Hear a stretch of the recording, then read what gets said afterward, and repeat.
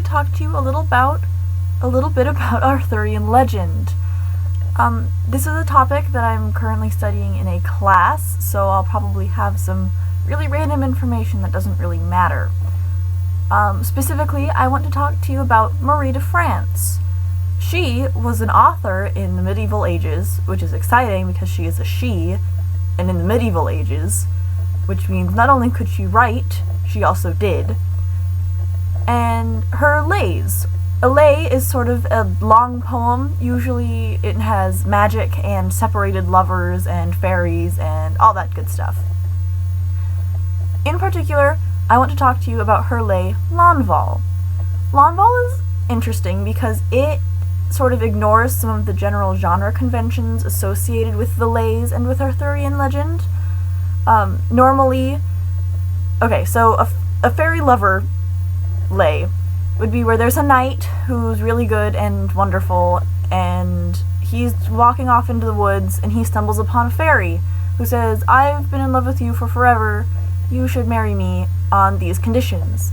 And the man will say yes, and then he runs off, and his life is wonderful, and then somehow or another he breaks the conditions, and then he is miserable and or dies.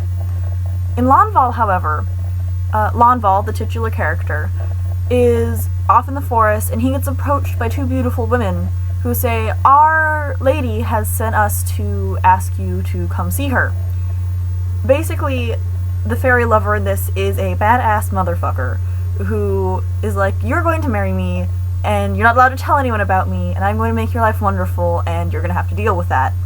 Lanval, of course, doesn't argue, and he is made rich and popular, and then everyone loves him, including the queen, which is not exactly a good thing, because the queen is like, "Hey, Lanval, you should sleep with me." And Lanval says, "I'm not going to do that." And then the queen accuses him of being a homosexual, and Lanval's like, "No, I just have a girlfriend who's way hotter than you." The queen does not take kindly to this, and goes to Arthur, her husband. Also, interesting fact, the queen isn't Guinevere. She's just some queen who's Arthur's wife. It's also been said several times that Arthur had more than one queen. We don't know if this is because they kept dying, or if he was polygamous, but also Arthurian legend is not very accurate with itself. So, okay.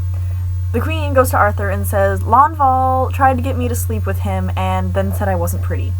So Arthur is not okay with this. So he says, "Lanval, you were lying just to upset the queen, but if you can prove that you do have a lover that is prettier than her, then everything is going to be okay." Because apparently the problem was with Lanval lying, not with insulting the queen or trying to seduce her or anything. Obviously Lanval denied seducing her because he didn't do that. So Lanval is like, "Well, damn, I have no way of proving that my lover was prettier than the queen, because now I've spoken about her and now she'll never talk to me again." So he's miserable, and all of a sudden these beautiful women start pouring into the city. And one after the other, people start going to Lanval, "That must be your lover, she's more beautiful than anyone." And then Lanval says, "No, even she's not as pretty as my lover." And eventually, this one beautiful woman comes riding in on a white horse with a greyhound, which I think is adorable because I love greyhounds.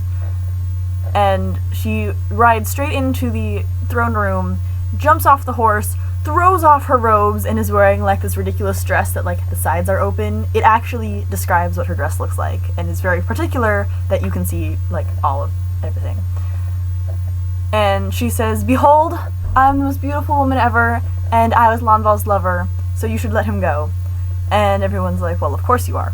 So she jumps back on the horse and starts riding off into the sunset, but not before Lanval has a chance to jump back up on that horse with her, and gets whisked off to Avalon, and everyone is happy except the queen. The end.